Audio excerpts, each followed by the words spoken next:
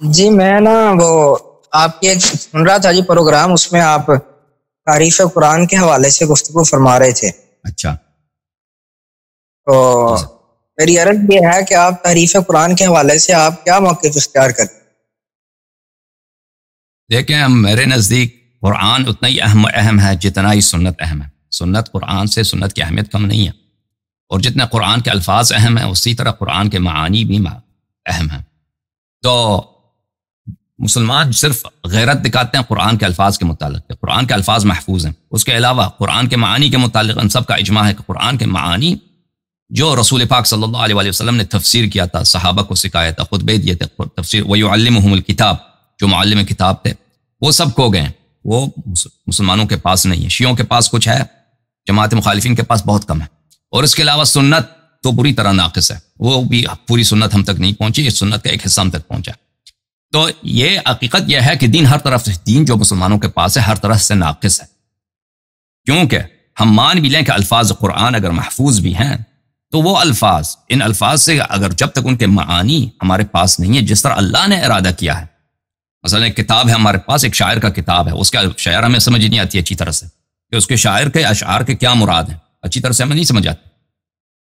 تو لازمی بات ہے، یہ الفاظ کے حد تک تو ہیں، اس میں آپ مزے اٹھاؤ، شعر سنو، شعر پڑھو، واہ کر دو، لیکن معانی نہیں آتے تو اس کے معانی سے ہم محروم رہیں گے. اسی طرح قرآن مجید کے متعلق ہم مان بھی لیں کہ الفاظ اس کے محفوظ ہیں، تو اس میں بلا شک اس کے معانی کہاں، وہ معانی جو رسول پاک صلی اللہ علیہ وسلم کی جانب سے تھے وہ تو کھو گئے. اسی طرح سنت کی بات، تو یہ ایک طرح سے غیرت دکھاتے ہیں مسلمان کہ اگر قرآن محفوظ ہے تو الفاظ اگر محفوظ ہے تو سمجھتے ہیں کہ سارا مشکل حل ہو گیا ہے. نہیں، الفاظ اگر محفوظ بھی ہوں میرے محترم ناظرین تو اس طرح نہیں ہے کہ سب مشکلات حل ہو گئے، نہیں، مشکلات بحال خود باقی ہیں.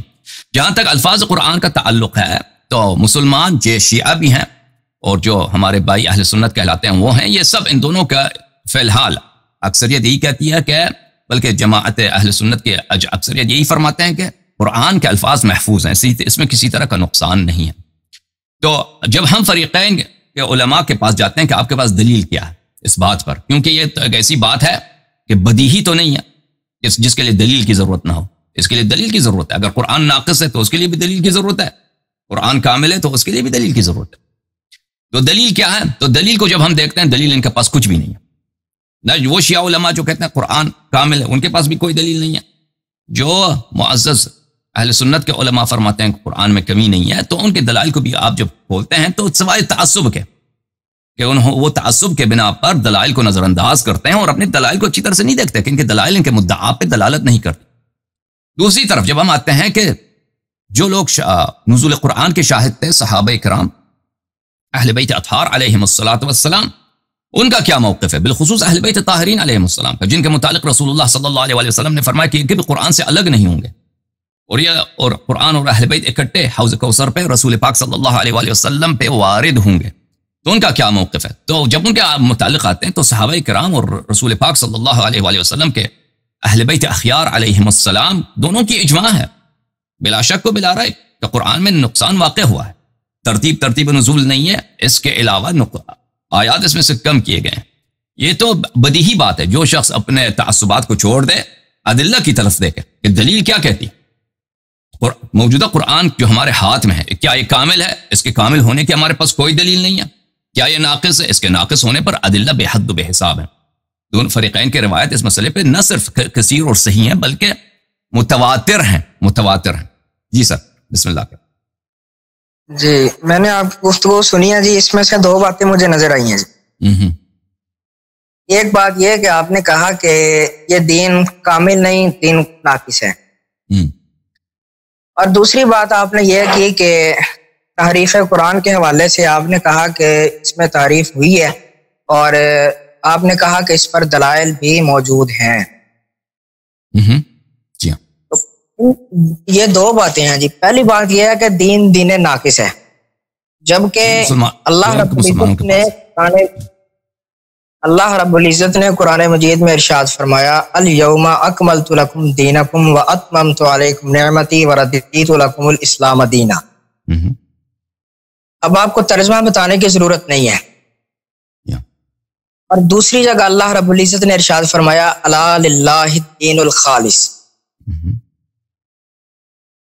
اب آپ اس چیز کو بخوبی جانتے ہیں کہ للہ الدین الخالص، کہ جس چیز کا حق مقدم ہو اس کو مؤخر کر دیا جائے، جس کا حق مؤخر ہو اس کو مقدم کر دیا جائے، اس میں تخصیص آ جاتی ہے۔ تو للہ الدین الخالص، للہ یہ خبر مقدم بن جائے گی، تو الدین الخالص یہ مبتدا مؤخر بن جائے گا۔ تو نمبر ایک کہ اس میں للہ الدین الخالص، ایک اس میں بات یہ ہے کہ اس میں تخصیص واقع ہو گئی۔ دوسری کیا ہے؟ وہ ہے الا للہ الدین الخالص، الا حرف تنبیہ آ گیا۔ اللہ رب العزت نے یہاں پر ایک الا حرف تنبیہ استعمال ہوا، دوسرا خبر مقدم مبتدا مؤخر تخصیص پیدا ہو گئی، اور دوسری جو میں نے آپ پر الیوم اکملت لکم دینکم واتممت علیکم نعمتی ورضیت لکم الاسلام دینا، یہ دو آیات جو ہیں یہ آپ کے سامنے میں نے رکھ دی۔ اور دوسری چیز کہ آپ نے کہا کہ تحریف قرآن کے حوالے سے ان کے پاس بھی کوئی دلیل نہیں ہے، ہمارے پاس جو ہے، یعنی ہم سے مراد آپ نے لیا کہ تشیع کے جو علماء ہیں، آپ نے کہا کہ ان کے پاس بھی اس پر کوئی دلیل نہیں ہے۔ تو اب اگر میں آپ کو یہ حوالہ پیش کروں قرآن مجید میں سے، انا نحن نزلنا الذکر و انا لہ لحافظون، آپ پھر اس پر کوئی نہ کوئی بطلان لے کے آ جائیں گے، جبکہ انا نحن نزلنا الذکر و انا لہ لحافظون۔ میرا سوال یہ ہے کہ و انا لہو کی جو ہو ضمیر ہے وہ کس کی طرف لوٹ رہی ہے؟ اور وہ جو میں نے دو آیات پیش کی ہیں ان کا مجھے آپ جواب ارشاد فرما۔ ایک لہو کی ہو ضمیر کس کی طرف لوٹ رہی ہے، دوسرا وہ جو دو آیتیں ہیں ان کا جو حقیقی مصداق ہے وہ کیا ہے؟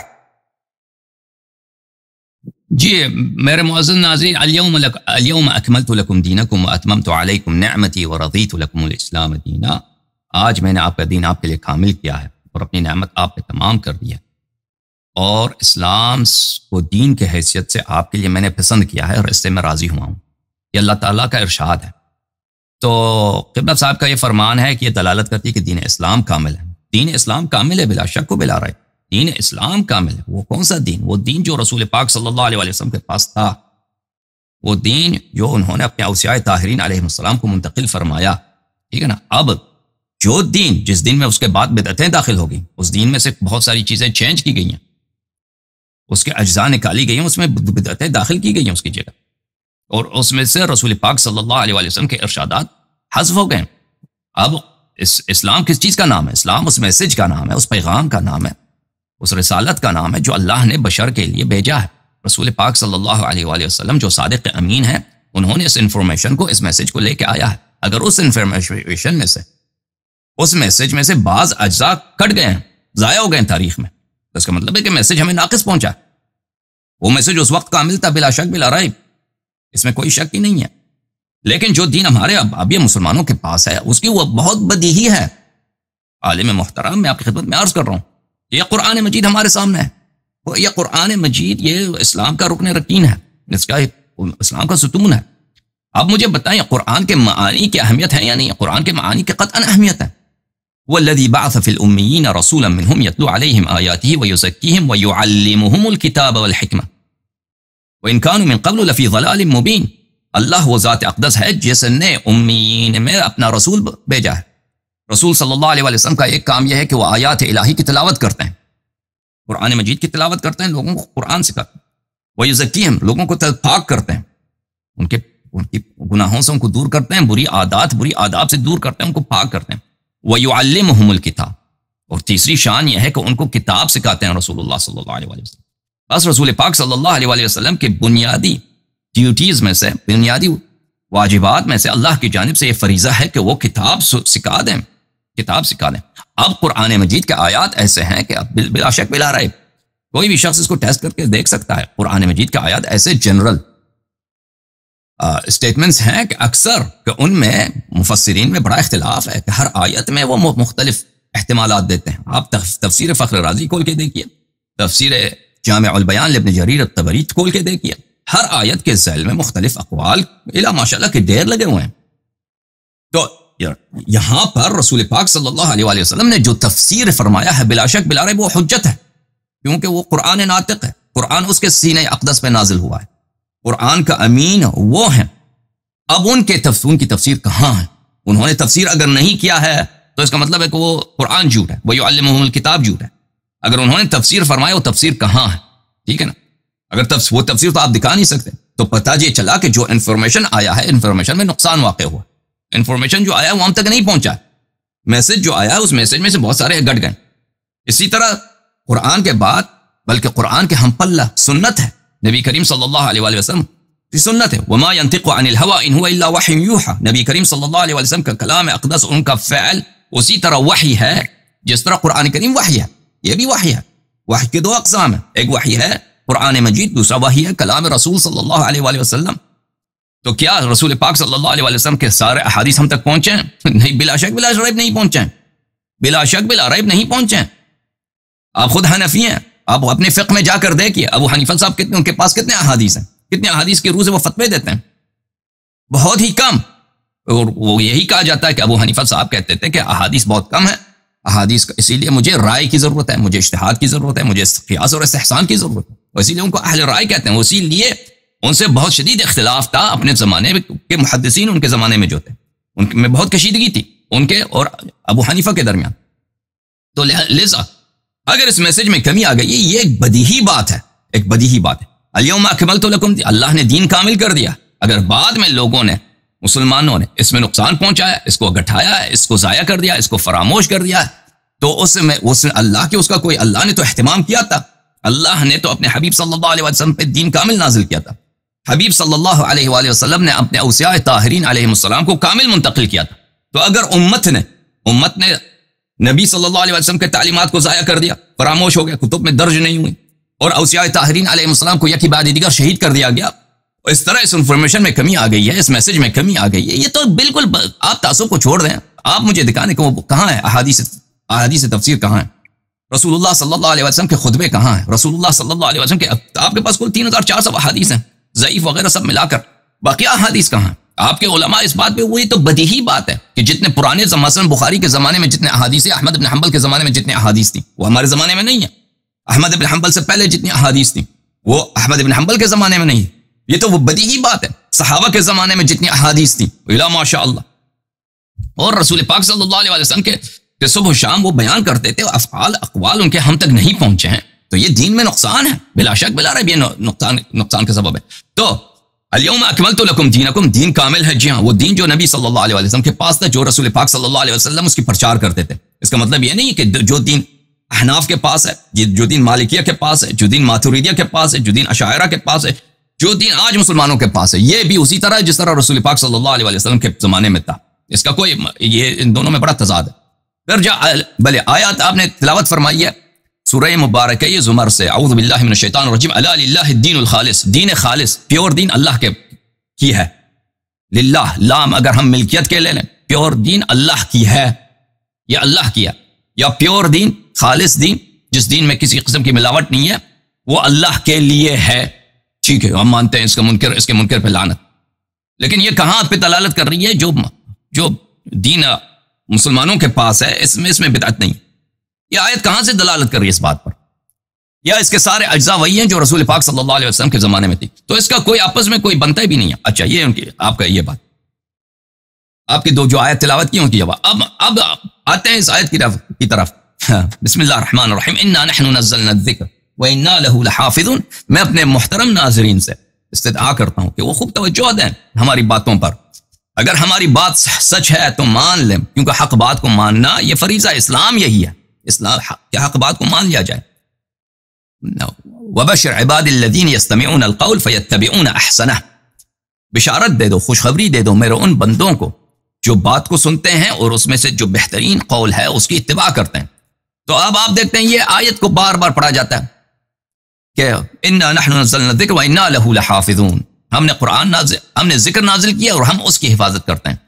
تو اس کے متعلق پچھلے پروگراموں میں کافی بات ہو چکی ہے۔ اب ان کا سوال یہ ہے کہ لہو کی ضمیر کس کی طرف پلٹتی ہے؟ مجھے جواب دیں۔ میں کہتا ہوں میرے لیے مبہم ہے، میرے لیے مبہم ہے۔ انا نحن نزلنا الذکر وانا له لحافظون، میرے لیے مبہم ہے کہ یہ ضمیر کس کی طرف پلٹتی ہے، کیونکہ اگر رسول پاک صلی اللہ علیہ وسلم کی کوئی حدیث ہوتی، یہ ضمیر قرآن کی طرف پلٹتی ہے یا ان کی اپنی ذات اقدس کی طرف پلٹتی ہے یا کسی اور چیز کی طرف پلٹتی ہے، تو واضح ہوتا کہ یہ کس کی طرف پلٹتی ہے۔ لیکن کوئی حدیث نہ ہوتے ہوئے یہاں پر مفسرین کے اقوال آپ کے سامنے ہم نے پیش کیے ہیں. اس آیت میں کوئی اس طرح کوئی واضح بات نہیں ہے کہ حتماً ذکر کی طرف پلٹتی ہے، اور ذکر سے بھی مراد حتماً قرآن مجید ہے. تو یہ آپ کی خدمت میں عرض ہے. اور اس کے علاوہ آپ بخاری میں جو جمع قرآن کی حدیث ہیں، ایک حدیث نہیں ہے، کئی مقامات پر ہے. وہ زید بن ثابت والی روایت کہ پہلے تو جناب عمر خلیفہ ثانی چلے گئے خلیفہ اول کے پاس اور عرض کیا کہ یمامہ میں بہت سارے قراء شہید ہو چکے ہیں، تو آپ جو ہے مجھے ڈر ہے قرآن ضائع ہو جائے، تو آپ قرآن کو جمع کریں. تو خلیفہ اول نے یہی کہا کہ جب یہ کام رسول پاک صلی اللہ علیہ وسلم نے نہیں کیا ہے تو میں کیسے کروں؟ تو انہوں نے اصرار کیا، ان کے اصرار پر خلیفہ اول مان گئے اور انہوں نے زید بن ثابت کو بلایا اور زید بن ثابت سے کہا کہ تم یہ ڈیوٹی تم سنبھال لو تاکہ قرآن ضائع نہ ہو جائے، کیونکہ بہت سارے لوگ مارے گئے ہیں اور بھی ہو سکتے ہیں آئندہ مارے جائیں. تو زید بن ثابت نے یہی کہا کہ جس کام کو رسول پاک صلی اللہ علیہ وسلم نے انجام نہیں دی ہے وہ میں کیسے انجام دوں؟ تو بہت انہوں نے اصرار کیا تو انہوں نے مان لیا. یہ بخاری میں کئی مقامات پر ہے، ایک مقام پر نہیں. کہنے کا مقصد یہ ہے کہ اگر ایسی بات ہوتی کہ سپر نیچرل طور پر، خارق عادت طور پر، اعجاز کے طور پر اللہ تعالیٰ مثلا غیب سے قرآن کی حفاظت کرتا ہے اور اس میں کوئی کمی بیشی ہو ہی نہیں سکتی، تو یہ ابو بکر عمر کو یہ جو کہنے کی یہ ان کی بات ہی خلاف قرآن ہے. ان کی یہ بات ہی خلاف قرآن ہے کہ بھئی ایک چیز کو اللہ نے جب ذمہ داری لے لی کہ میں حفاظت کروں گا، ٹھیک ہے نا، اللہ تعالیٰ اس قرآن کے حافظ اللہ تعالیٰ ہے، تو صحابہ جتنے سب قتل ہو جائیں، قاری سب مر جائیں. اللہ تعالیٰ نے جب ذمہ لیا، اللہ تعالیٰ کو اس قرآ کی ضرورت ہے یا صحابہ کی ضرورت ہے؟ تو لازمی بات ہے کہ وہ اس آیت کی یہ تفسیر سے ناواقف ہیں. یہ تفسیر جو آپ بتاتے ہیں کہ اللہ نے ذمہ داری قبول کی ہے کہ میں قرآن کی حفاظت کروں گا، یہاں پر آپ ہمیں کوئی حدیث دکھائیں کہ یہ قرآن کا اس آیت کا مطلب یہی ہے کہ آپ کے جو امام ہے ابو بکر صاحب ہیں، عمر صاحب ہیں اور زید بن ثابت، اور وہ بھی جمع قرآن کے معاملے پر، اس ٹاپک پر، کسی اجنبی ٹاپک پر نہیں، اسی وقت وہ نہیں، بالکل ان کا یہ موقف نہیں ہے کہ ہماری ڈیوٹی نہیں بنتی ہے. اللہ تعالیٰ تو اس کو غیبی صورت میں، اعجاز کی صورت میں، کرامت اور سپر نیشنل طریقے سے اس کی حفاظت کرے گا، ٹھیک ہے نا. وہ بالکل طبیعی اسباب کے قائل ہے کہ اگر ہم نے جمع کیا، حفظ کیا تو قرآن محفوظ رہے گا. ہم نے جمع نہیں کیا، حفظ نہیں کیا، تو جیسے ابھی قاری بہت سارے مارے گئے اور بھی اگر سب مر گئے تو بہت سارا قرآن ضائع ہو جائے گا. اور یہ نص الفاظ ہیں ابو بکر کے اور عمر کے، بخاری میں نص الفاظ یہی ہیں کہ اگر ہم نے جمع نہیں کیا تو یہ ضائع ہو جائے گا، ٹھیک ہے نا. جی بسم اللہ. جی جتنی آپ نے گفتگو کی ہے اس میں سے دو باتیں نکلی ہیں. جی پہلی تو بات یہ آپ نے کی کہ وَيُعَلِّمُهُمُ الْكِتَابَ، رسول اللہ صلی اللہ تعالی علیہ وآلہ وسلم نے جو تعلیم دی، آپ نے کہا کہ وہ کہاں گئی.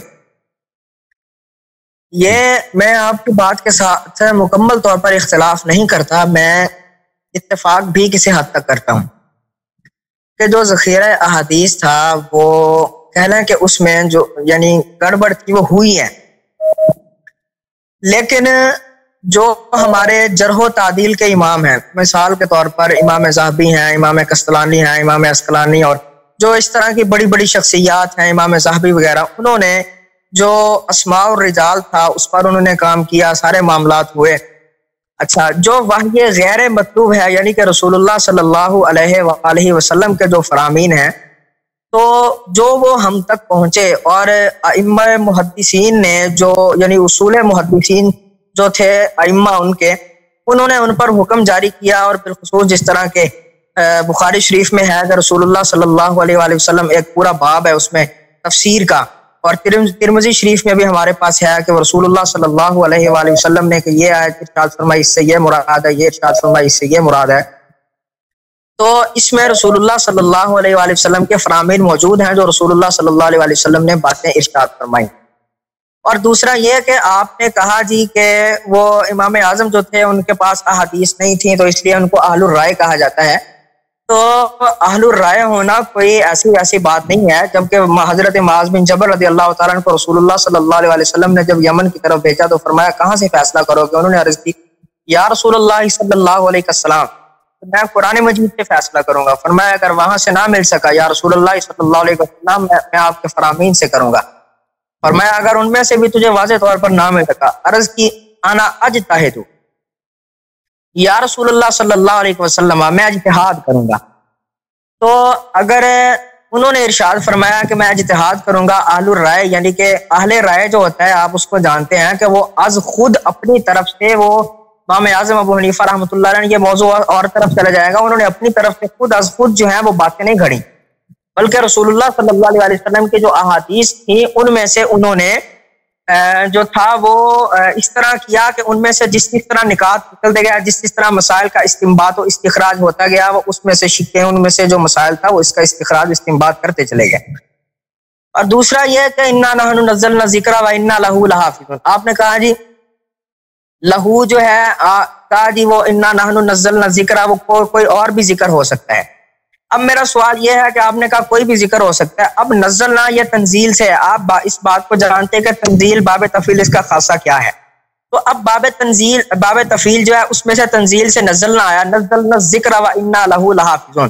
تو یہ جو یہاں باب تفعیل استعمال ہوا، نزلنا تفعیل کا صیغہ آیا، اس کا خاصہ جو ہے، ایک سوال یہ ہے کہ یہ یہاں تنزیل جو نزلنا تنزیل اس میں تفضیل آیا ہے، اس کا خاصہ بھی آپ کو پتہ ہے، یہاں یہ استعمال ہوا، اس کا کیا مطلب ہے. ایک اور دوسری بات، آپ نے کہا کہ حضرت سیدنا زید بن ثابت رضی اللہ تعالیٰ عنہ کو فاروق اعظم رضی اللہ تعالیٰ نے ان کی ڈیوٹی لگائی، انہوں نے حضرت ابوبکر صدیق رضی اللہ تعالیٰ کو کہا جی، انہوں نے کہا جی ہم اکٹھے کر لیں، تو امامہ میں تو قرہ حضرات ہیں ان کی شہادت ہو چکی ہے. تو اسی طرح آپ نے کہا کہ اگر یہی بات ہوتی تو ان کو نہیں پتا تھا کہ اللہ رب العزت نے اس کی حفاظت کا ذمہ لیا ہے، تو انہوں نے یہ کام کیوں شروع کیا. تو جناب آپ کی بات میں ہی میری بات کا جواب ہے. وہ اس طرح کہ اللہ رب العزت نے جو قرآن مجید نازل فرمایا وہ مختلف پتوں کے اوپر، پتوں کے اوپر، یا مختلف چیزیں، مختلف اشیاء ان کے اوپر لکھا ہوا تھا. صحابہ کرام رضی اللہ رضوان اللہ علیہ مجمعین انہوں نے اس کو حفظ کیا رسول اللہ صلی اللہ علیہ وسلم کی بارگاہ سے لے کر، اور وہ قرہ جو تھے وہ کافی سارے شہید ہو گئے. تو یہ اللہ کی ہی حفاظت ہے کہ فاروق اعظم رضی اللہ تعالیٰ نے ابوبکر صدیق رضی اللہ عنہ کا، بخاری شریف میں وہ کئی جگہ پر یہ روایت آئی ہے کہ انہوں نے کہا میں یہ کام کبھی نہیں کروں گا جو رسول اللہ صلی اللہ علیہ وسلم نے کیا. تو انہوں نے پھر یعنی بار بار اصرار کیا، جلد اول جلد ثانی میں کثیر جگہ میں یہ روایت موجود ہے. تو قصہ مختصر یہ کہ وہ جو کام تھا یعنی کہ اجماع قرآن کا، قرآن مجید کو اکٹھا کرنے کا، جمع کرنے کا، جمع القرآن کا وہ شروع ہو گیا. تو یہی تو اللہ رب العزت کی حفاظت کا ذمہ ہے کہ صحابہ کرام رضوان اللہ علیہ مجمعین نے، یعنی کہ وہ جو صحابہ تھے جن کو یاد تھا وہ شہید ہونا شروع ہوئے، اور اس کے بعد فوراً اس کی جو حفاظت تھی، اس کی جو یعنی کہ ایک ترتیب اور تنظیم تدوین کا جو ایک طریقہ تھا منظم طریقے سے وہ پھر شروع ہو گیا. ایک اور دوسری بات، آپ نے کہا کہ ہمارے پاس دین جو ہے وہ ناقص پہنچا، دین تھا کامل لیکن ہمارے پاس دین ناقص پہنچا. اب سوال یہ ہے کہ یہ جو الیوم اکملت لکم دینکم والی آیت ہے، یہ رسول اللہ صلی اللہ علیہ وسلم نے غدیر خم کے موقع پر یہی ارشاد فرمایا. پہلے الیوم اکملت لکم دینکم والے ارشاد فرمائی، پھر آپ نے خطبہ حجۃ الوداع کو موقع پر ارشاد فرمایا من کنت مولا فعلی مولا فاز، مختلف روایات کے الفاظ ہیں. اب یہ دونوں جو تھیں وہ ایک جگہ پر، ایک حدیث رسول صلی اللہ علیہ وسلم اور دوسری قرآن مجید کی آیت رسول اللہ صلی اللہ علیہ وسلم نے ان دونوں چیزوں کا ایک جگہ پر ذکر فرمایا. اب سوال یہ ہے کہ مولا کائنات علی المرتضیٰ کرم اللہ تعالی وجہہ الکریم ورضی اللہ تعالی عنہ علیہ السلام، آپ بھی وہاں موجود تھے، ائمہ اہل بیت بھی وہاں پر موجود تھے، ان کے گھر والے بھی موجود تھے. تو آپ اگر میں آپ کو یہ کہوں کہ انہوں نے سنا پھر انہوں نے آگے اس کو کیوں نہیں پہنچایا، آپ پھر میرے اوپر اعتراض کریں گے کہ جناب انہوں نے پہنچایا، آگے والوں نے نہیں اس کا بیان کیا. بھائی سوال یہ ہے کہ مولا کائنات کے جو ان کے یعنی کہ ان کے شیعین میں سے تھے، ان کے جو اصحاب تھے یعنی کہ ان کے جو ساتھی تھے وہ تو موجود تھے. جب اب یہ تو نہیں کہا جا سکتا کہ جناب سارے جو تھے وہ شہید ہو گئے تو ان میں سے کوئی بھی نہیں بچا. آج بھی سادات جو ہیں اور آج بھی جو ہے وہ سلسلہ اسی طرح چل رہا ہے. کوئی ایک تو لاکھوں میں سے، کوئی ہزاروں میں سے کوئی ایک تو ایسا بچہ ہوگا جس نے دین کامل بیان کیا ہو، یا کوئی کہا ہو کہ رسول اللہ صلی اللہ علیہ وسلم کے یہ فرامین ہیں، مولا کائنات یہ ارشاد فرمایا، یا پھر کوئی ایک بھی نہیں ایسا بچہ جو دین کامل بیان کرنے والا ہو، وہ سارے ہی شہید ہو گئے. یا پھر ایسا نہیں تھا تو باقی تھے، انہوں نے پھر اس کو بیان نہیں کیا. اور دوسرا یہ کہ تعریف قرآن کے حوالے سے اللہ پاک ارشاد فرماتا ہے افلا یتدبرون القرآن ولو کان من عند غیر اللہ لوجدوا فیہ اختلافا کثیرا. اچھا فرمایا کہ اگر یہ غیر اللہ کی طرف سے ہوتا تو لوجدوا فیہ اختلافا کثیرا، یقیناً لوجدوا فیہ اختلافا کثیرا، آپ اس میں اختلاف کثیرا پاتے. اب سوال یہ ہے کہ اب آپ کہیں گے جی اب میرے اوپر آپ پھر سوال کر دیں گے بھئی ہم اس کے تو قائل ہیں، یہ تو اللہ کی طرف سے ہے. ہاں ہم بھی اس چیز کے قائل ہیں، یہ اللہ کی طرف سے ہے. اب اللہ پاک ارشاد فرماتا ہے لَوَجَدُوا فِيهِ اخْتِلَافًا كَثِيرًا، یقیناً آپ اس میں اختلاف کثیرہ پاتے اگر یہ غیر اللہ کی طرف سے ہوتا، اگر یہ اللہ کے غیر کی طرف سے ہوتا. یعنی کہ اللہ رب العزت نے یہ ارشاد فرما کر اس بات کی یہاں سے تصریح ہو رہی ہے کہ جب اللہ رب العزت نے ارشاد فرما دیا یہ میرا کلام ہے، یہ میرا قول ہے، میں نے جو رسول کریم صلی اللہ علیہ وسلم کے قلب مطہر پر نازل کیا، اس میں اختلاف نہیں ہو سکتا. جب اس میں اختلاف نہیں ہو سکتا، فی اختلافاً کثیرہ، جب یہ اللہ کے غیر کی طرف سے ہے ہی نہیں تو اس میں اختلاف کیسا؟ آپ کہیں گے جی پھر اس میں تعریف ہوئی، بعد میں ہوا، پہلے ہوا، ایسے ہوا، ایسے ہوا. پھر وہاں جو میں نے انا نحن نزلنا ذکر کا جو آپ نے کہا کوئی بھی ذکر ہو سکتا، تو پھر وہاں پر جو کعب تفعیل استعمال ہوا اس کا کیا مطلب ہے؟ میری بات مکمل ہو گئی؟ آپ کی بات مکمل ہو گئی؟ جی میرے معزز ناظرین، ہمارے فاضل محاور نے، شریک گفتگو نے قبول فرمایا ہے کہ احادیث میں کمی واقع ہوئی ہے، لیکن وہ کہتے ہیں کہ بعض میں محدثین نے زحمت کی ہے، محققین نے زحمت کی ہے، تو ان کے زحمتوں کے بدولت احادیث کے پہچان میں کہ حدیث صحیح ہیں یا ضعیف ہیں ان میں مدد ملتی ہے. میرے معزز معذرت کے ساتھ ایک چھوٹی سی ایک میری بات رہ گئی، اور اگر آپ یہ ارشاد فرماتے ہیں کہ جناب وَيُعَلِّمُهُمُ الْكِتَابَ، وہ تمہیں قرآن مجید کی جو یعنی یہ کتاب جو ہے اس کی تعلیم دیتے ہیں ان کو، تو آپ نے کہا جی وہ پھر بتائیں جی کہاں وہ حدیث میں آیا کہ یہ ارشاد فرمایا، یہ ارشاد، بلکہ ہماری ایک تفسیر ہے اضواء البیان، تفسیر القرآن بالقرآن. ایک تو وہ قرآن مجید کی قرآن سے تفسیر لکھی ہے، اور دوسرا تفسیر ہے جو در منصور ہے امام جلال الدین سیوطی رحمۃ اللہ علیہ کی، وہ تقریباً اسی پہ ہے کہ قرآن مجید کی آیت آتی ہے اور اس کے ساتھ اس کے جو ہے وہ ضمن میں رسول اللہ صلی اللہ علیہ وسلم کی حدیث شریف آ جاتی ہے کہ حضور اسلام کا اس کے بارے میں یہ قول ہے. جی تھینک یو سر. تو ان کا کہنا یہ ہے کہ ہمارے پاس کچھ احادیث ہیں، اور ابھی آپ نے ان کی بات سنی. تو میرے معزز یہاں پہ دو باتیں ہیں، وہ احادیث جو تفسیر قرآن میں ہیں وہ کہاں ہیں. میں نے عرض کی خدمت میں قرآن کے الفاظ جتنے اہم ہیں اس کی زیادہ اہمیت قرآن کے معانی کے ہیں. کہ کوئی بھی کتاب ہو اس کے معانی کی زیادہ اہمیت ہوتی ہے الفاظ کے مقابلے میں. الفاظ ایک ذریعہ ہے، ایک پل ہے، آپ کو منتقل کر دیتا ہے معانی کی طرف. اصل تو مطلب معنی میں ہے، معنی اس طرح سے ہمیں پہنچے کہ اس میں کسی قسم کا اختلاف نہ ہو، ابہام نہ ہو، واضح ہو، جس طرح اللہ نے ارادہ کیا وہ اللہ کا میسج ہم تک پہنچ جائے. اس کا سب سے بہترین بیان کرنے والا کون ہے؟ بلا شک بلا ریب رسول اللہ صلی اللہ علیہ وسلم، کیونکہ ان کا کام ہی یہی ہے کہ تعلیم قرآن دے دیں. تو یہ فرماتے ہیں کہ ہمارے پاس در منثور میں وہاں پر ہمارے پاس احادیث موجود ہیں. ملاحظہ فرمائی اسی در منثور کے لکھنے والے ہیں جناب سیوطی. یہ کتاب الاتقان فی علوم القرآن تالیف عبد الرحمن السیوطی، بیروت میں 2008 میں کتاب چھپی ہے. یہاں پہ صفحہ نمبر 552 میں فی معرفت شروط المفسر و آدابہ، نمبر 78 میں یہاں پہ کہ انسان اگر قرآن کی تفسیر کرنا چاہے تو قرآن کی تفسیر کے لیے اس کے پاس کیا مآخذ ہیں. فرماتے ہیں کہ سب سے پہلا، سب سے اہم جو ہے وہ کیا ہے؟ رسول النقل عن النبی صلی اللہ علیہ وآلہ وسلم، نبی کریم صلی اللہ علیہ وسلم کی حدیث. سب سے اہم جو ماخذ ہے وہ بلا شک بلا ریب یہی ہے کہ اس میں سب سے اہم کون سا ماخذ ہے؟ نبی کریم صلی اللہ علیہ وسلم کے جو احادیث ہیں، وہ طراز المعلم، اور یہ سب سے بہترین ذریعہ ہے. لیکن یجب الحذر من الضعیف منہ والموضوع، لیکن اب برحذر رہیے، برخبردار رہیے کہ تفسیر میں ہمارے پاس رسول پاک صلی اللہ علیہ وسلم جو احادیث ہیں اس میں ضعیف بھی ہے اور موضوع بھی ہے. موضوع یعنی جھوٹی احادیث، ان سے آپ باخبر رہیے. فإنہ کثیر، یہ بہت زیادہ ہے، کہ ضعیف اور موضوع بہت زیادہ ہے. ولہذا قال احمد نے اسی لیے فرمایا ثلاث کتب لا اصل لها، تین ایسی چیزیں ہیں، تین ابواب ہیں روایات میں جن کی کوئی اصل نہیں ہے، جن کی کوئی اسانید نہیں ہے. وہ کیا ہے؟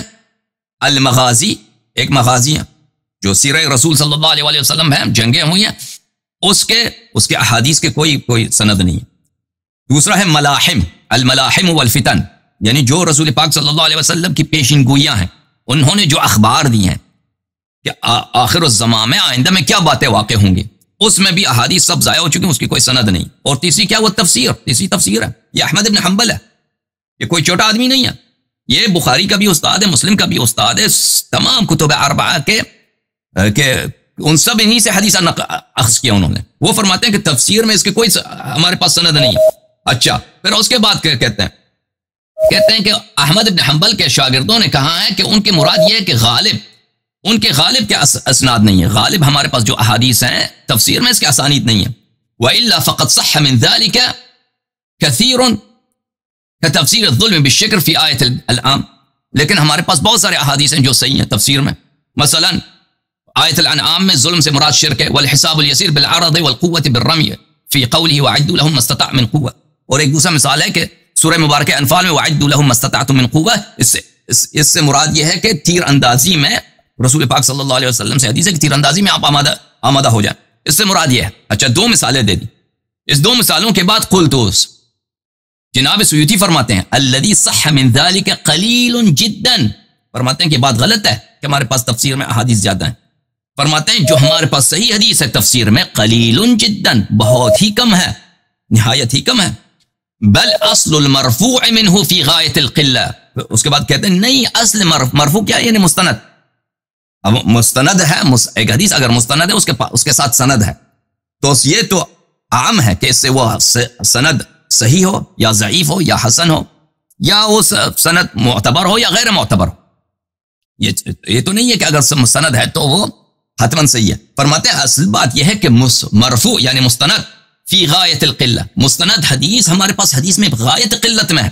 وَسَأَسْرِدُهَا كُلَّهَا آخر الكتاب انشاءاللہ تعالی، اور میں اس کتاب کے آخر میں ان سب کا ذکر کروں گا. تو سیوطی صاحب وہی جو در منصور کے لکھنے والے ہیں، انہوں نے شہادت دی ہے کہ ہمارے پاس حدیث غایت قلت، مستند احادیث غایت قلت میں ہے، مستند احادیث. اور اس میں صحیح کتنے ہیں؟ صحیح تو بہت ہی کم ہے، وہ ان کا خود اپنا کہنا ہے، ٹھیک ہے نا. تو آپ یہ ان دو باتوں میں خلط نہ کیجئے کہ بھئی در منصور میں اگر روایت، در منصور کھول کے دیکھیے در منصور میں کتنے روایت ہیں رسول پاک صلی اللہ علیہ وسلم سے؟ نہایت ہی کم. در منصور 8 جلدوں پر ہے اور موٹی موٹی جلدیں ہیں، لیکن اس وہ اقوال اکثر تابعین کے اقوال ہیں. صحابہ کے بھی اقوال اس میں کم ہیں، صحابہ کے اقوال بھی اس میں کم ہے، اکثر اس میں تابعین کے اقوال ہیں اور تابع تابعین کے اقوال ہیں. وہ اس میں رسالت پناہ صلی اللہ علیہ وسلم کی احادیث نہیں. پھر سیوطی صاحب جیسے انہوں نے وعدہ دیا تھا کہ میں ان احادیث کا جو رسول پاک صلی اللہ علیہ وسلم سے مروی ہے تفسیر میں ان کا ذکر کروں گا، ان سب کا ذکر کروں گا. وہ سب کا ذکر کرتے ہیں. اور یہاں پر صفحہ نمبر 569 کے آخر میں یہاں سے کہتے ہیں کہ میں یہاں سے شروع کرتا ہوں سورۃ الفاتحہ سے. سورۃ الفاتحہ میں کتنی احادیث ہیں، اسی طرح چلتے جاتے ہیں. اچھا، صفحہ نمبر 570 سے ان کی بات شروع ہوتی ہے اور ان کی انتہا ہوتی ہے صفحہ نمبر 590 کے لگ بھگ، صفحے نمبر 590، یعنی کل 20 صفحے کے لگ بھگ. هذا ما حضرني من التفاسير المرفوعه، یہ میرے پاس ہے جو تفاسیر ہمارے پاس رسول پاک صلی اللہ علیہ وسلم سے، المصرح برفعها صحیحها وحسنها وضعیفها، بل ومسندها ومعضلها ومرسلها ومعضلها. یہ ہمارے پاس سب احادیث ہیں، کل 20 صفحے ہیں، کل 20 صفحے ان کے احادیث ہیں ان کے پاس تفسیر میں رسول پاک صلی اللہ علیہ وسلم. ان میں صحیح بھی ہے، اس میں صحیح بھی آ جاتا ہے، اس میں حسن بھی آ جاتا ہے، ضعیف بھی آ جاتا ہے، مرسل اور معضل سب آ جاتے ہیں اس میں. 20 صفحے آپ کے پاس تفسیر میں حدیث ہے آپ کے پاس. تو پھر یہ بالکل میرا موقف بالکل درست ہے، بلا شک بلا ریب، کہ قرآن کے معانی آپ سے کھو گئے. آپ کے پاس قرآن کے معنی نہیں ہے. اور آپ کیوں کہ آپ رسول پاک صلی اللہ علیہ وسلم کے بعد کسی ایسے شخص کا قائل نہیں ہے جو رسول پاک صلی اللہ علیہ وسلم کے علوم کا حامل ہو. تو اس آپ کا یہ موقف ہے کہ بس یہی ہے جو بخاری مسلم سے بڑی کتب احادیث میں جو لکھی یہی علم ہمارے پاس، اس کے علاوہ کوئی علم کا باب ہی مسدود ہے. آپ کو اس بات کے تو قائل نہیں ہے کہ رسول پاک صلی اللہ علیہ وسلم کے بعد ان کا ایسا وسیع ہے، ہر دور میں ان کا ایسا وسیع جو سارے ان علوم کا حامل ہیں جو رسول پاک صلی اللہ علیہ وسلم کے بعد پاس ہے. تو اس کا مطلب یہ ہے کہ آپ کا دین قیامت تک ناقص ہے. کیا قیامت تک ناقص ہے؟ یہ کیا ہے؟ یہ قرآن کے متعلق، یہ قرآن کا جزو ہے. کیا چیز؟ وہ یعنی قرآن کے معانی جو آپ سے کھو گئے ہیں، ضائع ہو چکے ہیں، یہ آپ کے پاس نہیں ہے. ختم، قیامت تک دین ناقص ہی ناقص، اس کا کوئی چارہ آپ کے پاس نہیں ہے. اب چاہے جتنا یہاں پہ آپ اپنے مشائخ کے ساتھ، اساتید کے ساتھ میٹنگ رکھیں، اس کا جواب آپ کے پاس نہیں ہے. اچھا، تو اس کا مطلب کیا ہوا؟ اس کا مطلب یہ ہوا کہ ہمارے پاس ایک کتاب ہے جس کا نام قرآن ہے، اس کے معانی میں ہمارے پاس اختلافات ہیں. اس کے اصلی معنی کیا ہمیں نہیں پتہ چلتا اکثر آیات میں، کیونکہ اکثر آیات میں کئی ایک اقوال ہیں. آپ کتاب ادواء البیان فی تفسیر القرآن بالقرآن اس میں بھی دیکھیں، اس میں بھی اقوال بہت زیادہ ہیں. سب تفاسیر میں اقوال ہی اقوال ہیں، احتمالات ہی احتمالات. اچھا، اس کے بعد آتے ہیں سننا وہ اس احادیث کی بات، احادیث قولیہ اور فعلیہ جو مثلا تفسیر میں نہیں ہے، وہ بھی آپ کے پاس نہایت ہی کم ہے. اب وہ بھی آپ کے پاس نہایت ہی قلت میں ہے. اور آپ جو فرماتے ہیں نا کہ مشائخ نے محنت کیا کہ ہمیں رجال حدیث سے پتہ چل جاتا ہے کہ اس میں سے معتبر کون سی حدیث ہے، غیر معتبر کون سی ہے. تو میرے محترم ناظرین اس بات کو اچھی طرح سے یاد رکھیے. اب کبھی اور اس موضوع پہ بات کریں گے انشاءاللہ تبارک و تعالی. جب یہ حضرات فرماتے ہیں کہ حدیث صحیح ہے، اس سے مراد یہ نہیں ہے کہ حدیث یہ قطعی الصدور ہے. حدیث ظنی الصدور رہتا ہے، ظنی الصدور رہتا ہے. جو حدیث صحیح بھی ہو، اس یعنی بخاری کا حدیث ہے، مسلم کا حدیث ہے، سنن ترمذی کی حدیث ہے، وہ احادیث ظنی الصدور رہتی ہیں. البتہ یہ ان کا عقیدہ یہ ہے کہ اگر ایک حدیث اس کے سب رجال ثقات ہوں تو یہ حجت ہوا کرتی ہے، یہ حجت ہوا کرتی ہے. اس کی دلیل کیا ہے؟ وہ آیے نفر سے لیتے ہیں، فلولا نفر من كل فرقة منهم طائفة ليتفقهوا في الدين. کہتے ہیں یہ آیت دلالت کرتی ہے کہ اگر ایک حدیث کے سارے رجال ثقات ہوں تو وہ حجت ہوا کرتی ہے. لیکن یہ سب محل بحث ہے، یہ سب بلکہ مردود ہیں، یہ باتیں غلط ہیں. اچھا، تو قرآن کے الفاظ کے متعلق جو آپ استدلال کر رہے ہیں نا، قرآن کے الفاظ کو ہم مان بھی لیں، اس کے معانی کے متعلق، اور پھر سنت قولیہ اور فعلیہ جو غیر قرآن سے متعلق ہے، مثلا نماز کے متعلق ہے، وضو کے متعلق ہے، باقی امور زندگی، امور دین و دنیا کے متعلق ہے، وہ حدیث آپ سے کھو گئی ہیں. جیسے احمد بن حنبل نے فرمایا کہ ہمارے پاس تو مغازی میں کوئی حدیث ہے ہی نہیں، ملاحم میں تو کوئی حدیث ہے ہی نہیں.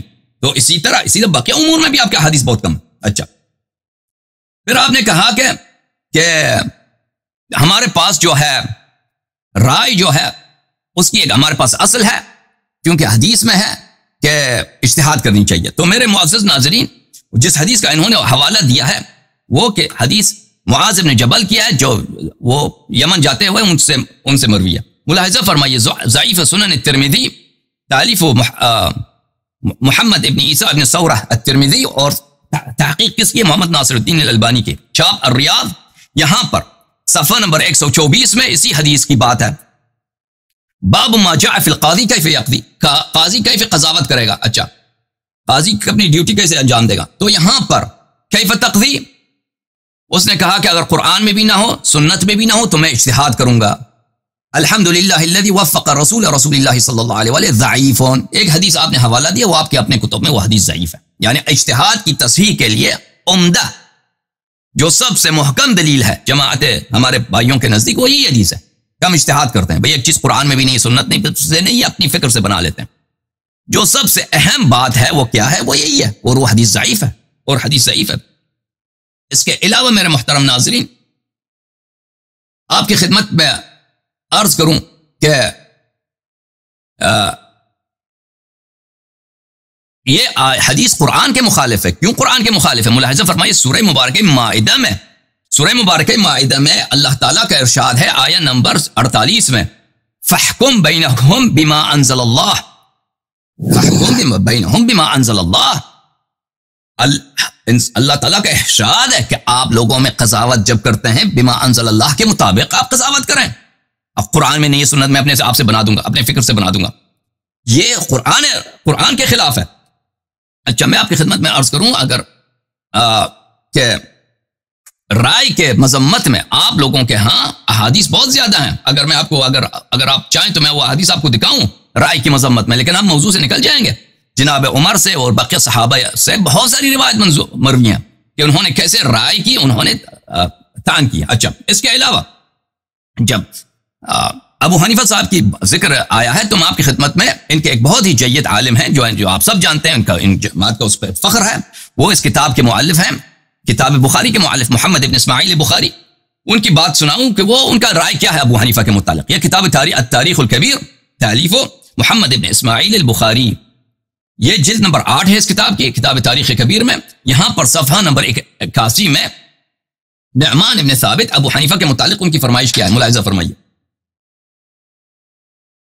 نعمان ابن ثابت ابو حنیفہ الکوفی مولا لبنی تیم اللہ ابن ثعلبہ. اچھا، کان مرجئن، آپ کو پتہ ہونا چاہیے میرے محترم بھائی عالم صاحب عالم گرامی کہ محدثین کے ہاں مرجئہ جو ہیں، وہ ابھی میں آپ کو دکھاتا ہوں. میں الفاظ بڑے سخت ہیں، اگر میں آپ کو دکھاؤں کہ وہ ان کا عقیدہ کیا ہے جہمیہ اور مرجئہ کے متعلق. محدثین کے عقائد کیا ہیں؟ جیسے بخاری صاحب ہیں، مسلم صاحب ہیں، احمد ابن حنبل ہیں، ان کا عقیدہ کیا ہے؟ بلا شک بلا ريب ان کو زندیق سمجھتے تھے. وہ تصریف فرماتے کان مرجئا، یہ مرجئی تھا. سکتوا عنہ وعن رائیہ وعن حدیثہ، سکتوا عنہ، اس کو قابل ذکر نہیں سمجھا ہے، اس کے اجتہاد کو بھی قابل ذکر نہیں سمجھے، اور اس کے احادیث کو بھی کوئی اعتبار نہیں ہے. ملاحظہ فرمائیے، تاریخ الاسلام وفیات المشاہیر والاعلام، چاپ دارالغرب اسلامی، جلد نمبر 8 پہ. یہاں پر ذہبی صاحب کی کتاب ہے، صفحہ نمبر 191 میں زہری سے روایت ہے، سالم اپنے والد سے روایت کرتے ہیں، الایمان لا یزید ولا ینقص، ایمان میں اضافہ کمی بیشی نہیں ہوتی. کیا ہے؟ مرجعہ کا یہ قول تھا کہ ایمان قول ہے، ایمان صرف قول ہے، عمل کا ایمان میں کوئی دخل نہیں ہے.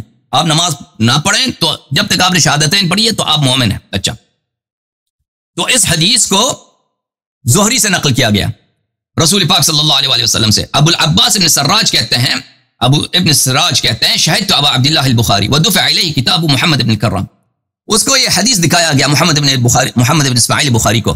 فكتب على ظهر کتابی، اس نے اپنے خط سے کتاب میں لکھا، من حدث بهذا استوجب الضرب الشدید والحبس الطویل، جس کا یہ عقیدہ ہو، جو اس حدیث کو نقل کرے وہ مستحق ہے کہ اس کو بری طرح سے مارا جائے اور اس کو بہت طویل عرصے تک جیل میں رکھا جائے.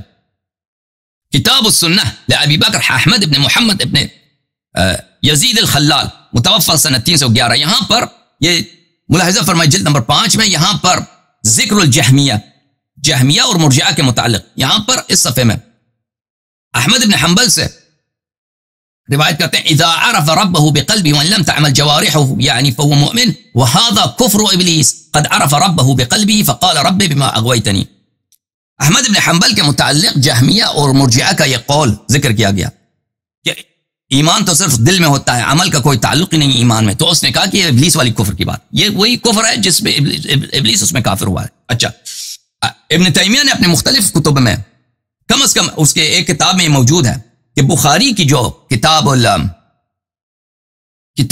بخاری صاحب کی کتاب الایمان جو ہے وہ سارا کا سارا رد ہے مرجعہ پر.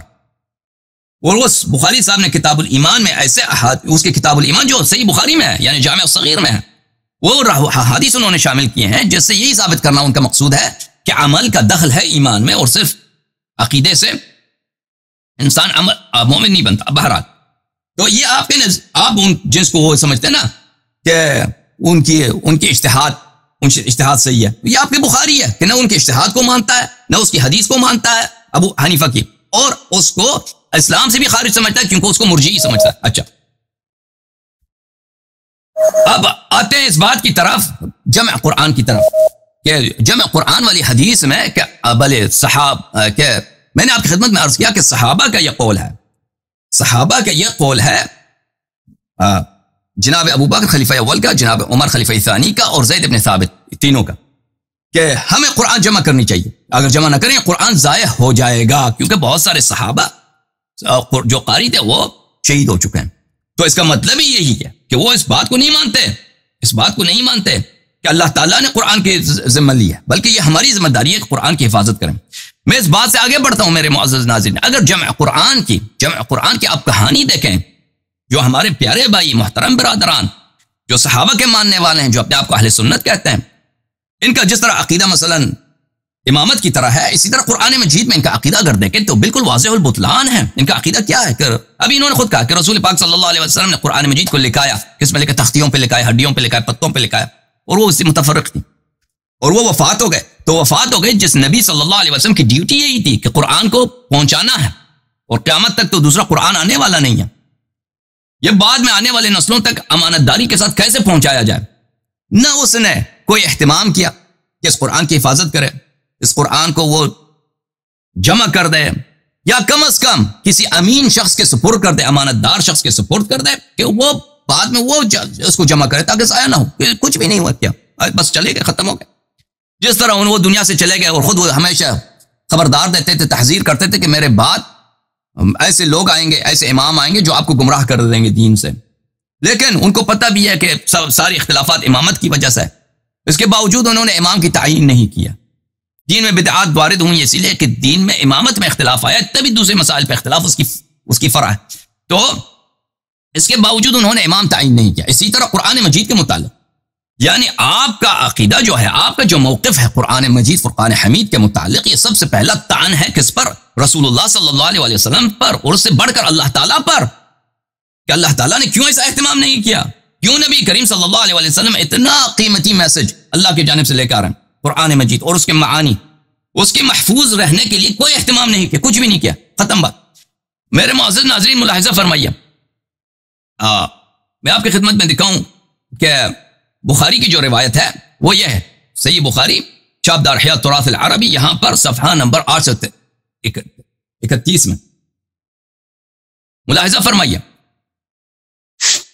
یہ جب پہلی دفعہ جب عمر صاحب آئے تھے، جناب عمر خلیفہ ثانی آئے تھے خلیفہ اول کے پاس، تو انہوں نے کہا تھا ان القتل لقد استحر یوم الیمامۃ بالناس، یمامہ کے جنگ میں بہت سارے لوگ مارے گئے، وانی اخشى ان يستحر القتل بالقراء، اور مجھے یہ خوف ہے کہ مزید قاری جو صحابہ قرآن کی تلاوت جانتے ہیں وہ مزید قتل ہو جائیں، شہید ہو جائیں، فی المواطن، دوسرے مقامات پر، دوسرے جگہوں، فیذهب کثیر من القرآن، اور اس کا نتیجہ یہ ہوگا، مجھے جو ڈر ہے کہ بہت سارا قرآن ضائع ہو جائے گا، ٹھیک ہے نا، یہ اس کے الفاظ ہیں۔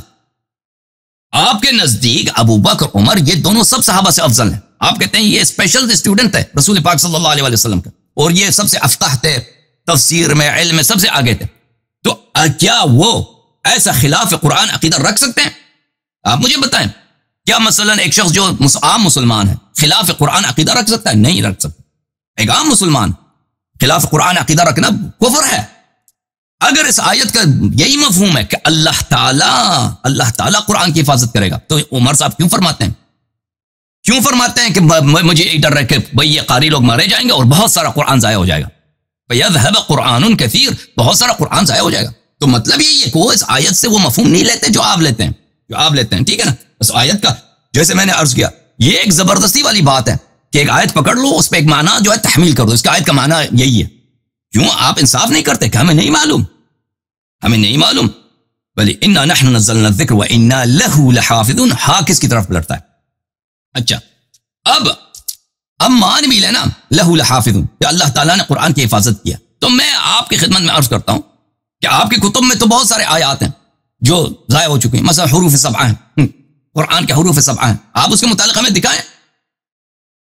ابو بکر سے پہلے امیر المؤمنین علیہ السلام نے قرآن جمع کیا تھا، زید بن ثابت سے پہلے، یہ تو آپ کی کتب میں صحیح سند کے ساتھ ثابت ہے کہ امیر المؤمنین علیہ السلام نے قرآن جمع کیا تھا، تو آپ ہمیں دکھائیں امیر المؤمنین علیہ السلام کا مصحف کہاں ہے؟ ان کی؟ اگر اللہ نے ذمہ لیا ہے کہ میں قرآن کی حفاظت کروں گا، تو امیر المؤمنین علیہ السلام تو زید بن ثابت سے بہت زیادہ عالم ہے، آپ کو یہ اس میں تو کوئی بات ہی نہیں ہے کہ ان سے بہت زیادہ عالم ہے قرآن میں اور بقیت دین کے ہر جہت میں، تو ان کی مصحف کہاں ہے؟ ہمیں دکھائیں وہ مصحف، آپ ہمیں بتائیں، یہ آپ کی کتب میں موجود ہے کہ انہوں نے قرآن جمع کیا تھا؟ اچھا، صحیح سند کے ساتھ ثابت۔ اس کے علاوہ متواتر احادیث آپ کے صحیح نہیں، متواتر احادیث میں حروف سبعہ ہیں، وہ ہمیں دکھائیں کہ وہ کہاں ہے۔ اچھا، آپ نے کہا کہ رسول اللہ صلی اللہ علیہ وسلم، شیعہ موقف کیا ہے عزیزو؟ شیعہ موقف یہ ہے کہ دین سراسر کامل ہے، جو دین ابھی شیعوں کے پاس موجود ہے، جتنا ہمیں ضرورت ہے اتنا ہمارے پاس ہے۔ ائمہ اطہار علیہم السلام نے بہت محنت کے ساتھ اپنے شیعوں کو پرورش دی، اپنے محدثین کو اپنے دور میں پرورش دی۔ حضرت امام محمد باقر علیہ السلام، حضرت امام جعفر الصادق علیہ السلام نے اپنے دور میں، ان کے بعد بقیہ ائمہ اطہار علیہم السلام نے اپنے صحابہ کی پرورش کی اور ان کو کتب لکھا دیے، اور وہ امر کرتے تھے کہ لکھو۔ ان کے اصحاب سب مصنف تھے، مؤلف تھے، ہزاروں کی تعداد میں انہوں نے کتابیں لکھی۔ تو ہمارے پاس تفسیر قرآن میں احادیث بہت زیادہ ہیں الحمدللہ رب العالمین، معصومین سے، اور اسی طرح دین کے تمام ابواب میں، بالخصوص توحید میں، بالخصوص معاد میں، بالخصوص رسول اللہ صلی اللہ علیہ وآلہ وسلم کے صفات اقدس میں، اور اسی طرح ابواب دین میں، طہارت میں، صلاۃ میں، صوم و زکوٰۃ اور بقیہ ابواب حلال و حرام میں ہمارے پاس احادیث روایات بہت زیادہ ہیں۔ تو ہم نہیں کہتے کہ جتنا علم رسول پاک صلی اللہ علیہ وسلم کے پاس تھا وہ سب ہمیں پہنچا، نہیں، لیکن جتنی ہمیں ضرورت ہے اتنا ہمیں پہنچا ہے، اتنا حد تک پہنچا ہے کہ ہمیں اجتہاد کرنے کی ضرورت نہیں ہے، ہمیں رائے کی استفادہ کرنے کی ضرورت نہیں، اپنے سے حکم بنانے کی ضرورت نہیں ہے، ہمیں پہنچا الحمدللہ رب العالمین، اور اسی لیے شیعوں کا حجج بہت قوی ہے۔ اچھا، تو آپ سے جو سوال عرض ہے کہ آپ کا موقف یہ ہے کہ اللہ نے قرآن کی حفاظت کا ذمہ لیا ہے، الحمدللہ، ٹھیک ہے، مان لیتے ہیں، اور صحابہ نے بھی اس کا مقصد بھی یہی ہے کہ اللہ حفاظت کرے گا، یعنی صحابہ حفاظت کریں گے۔ تو صحابہ نے اگر یہ تو کوئی حدیث، کوئی روایت تو نہیں ہے آپ کی، صرف اپنی وہ استنباط ہے۔ آپ ہمیں بتائیں کہ اگر اس آیت کا مقصد یہی تھا کہ اللہ تعالیٰ قرآن مجید کی حفاظت کرے گا، تو کیوں ابو بکر عمر نے اپنی میٹنگ میں یہ کہا کہ اگر قاری مزید مارے گئے تو قرآن بہت سارا ضائع ہو جائے گا؟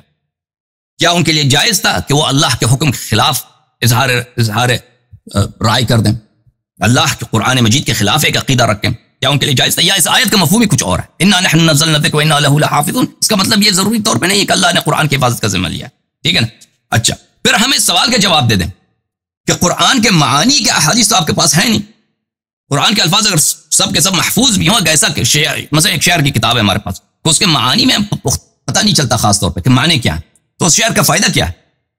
شعر کا فائدہ کیا ہے؟ اسی طرح قرآن مجید جو معانی، جو مفاہیم رسول پاک صلی اللہ علیہ وسلم سے تھی، کل تو آپ کے پاس 20 صفحے ہیں، کل 20 صفحے ہیں، اس میں سے اکثر ضعیف، اس میں خرافات، اسرائیلیات ماشاء اللہ بہت زیادہ، وہ تو آپ کے پاس ہے نہیں، اس کو یہ تو پھر کیوں آپ ادعا کرتے ہیں قرآن ہمارے پاس کامل ہے؟ پھر اس کے علاوہ اگر قرآن کے الفاظ کامل ہیں، ان سوالات کا آپ نوٹ کیجئے، جواب دیں، حروف سبعہ میں دکھا دیں، بسم اللہ کریں فاروق حیدر صاحب۔